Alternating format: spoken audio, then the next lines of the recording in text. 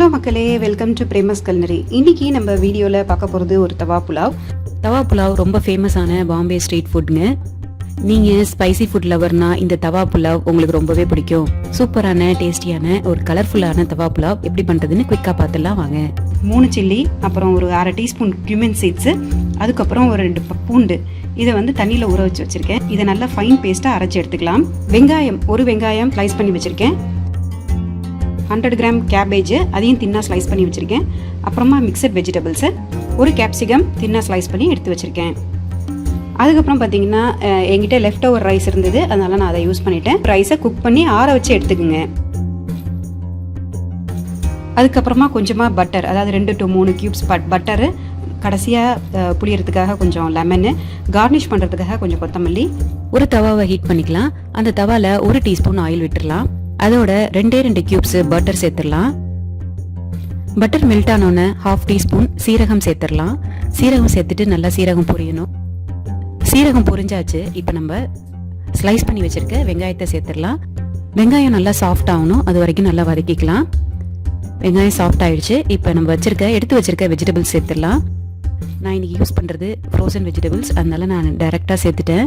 Fresh vegetables எடுத்துருந்தீங்கன்னா அதை நல்லா boil பண்ணிவிட்டு அதுக்கப்புறமா நீங்கள் இதில் சேர்த்துடலாம். வெஜிடபிள்ஸ் சேர்த்துட்டு நல்லா வதக்கிக்குவோம். ஒரு 1/2 டீஸ்பூன் சால்ட் சேர்த்துடலாம்.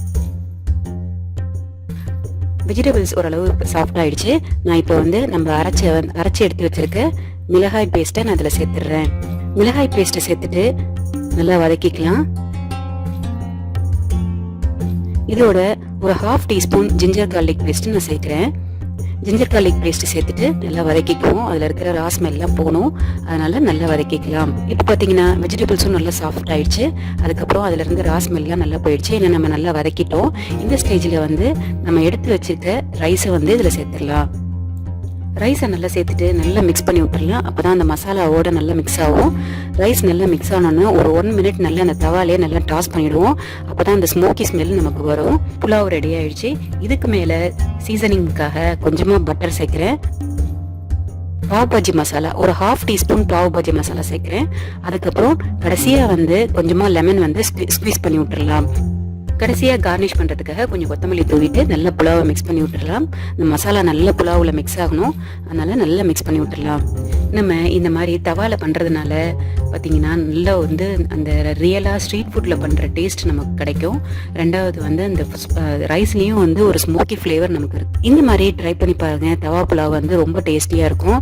அதே மாதிரி ஒரு ஃப்ரைட் ரைஸு அந்த மாதிரி சாப்பிட்ற மாதிரி நமக்கு ஒரு டேஸ்ட் கொடுக்கும். நீங்கள் ஸ்பைசி லவராக இருந்தால் கண்டிப்பாக உங்களுக்கு இந்த தவா புலாவ் பிடிக்கும். நம்ம வீட்லேயே ஒரு ஸ்ட்ரீட் ஃபுட் அழகாக செஞ்சு சாப்பிடலாம். ஸோ உங்களுக்கு இந்த வீடியோ பிடிச்சிருந்ததுன்னா லைக் பண்ணுங்கள், ஷேர் பண்ணுங்கள், கமெண்ட் பண்ணுங்கள், அப்புறம் இன்ஸ்டாகிராமில் ஃபாலோ பண்ணுங்கள். இன்னும் நிறைய இன்ட்ரெஸ்டிங்கான ரெசிபிஸோட அடுத்த வீடியோவில் உங்களை நான் சந்திக்கிறேன். Until then, bye from Premalatha Aravindan. Bye.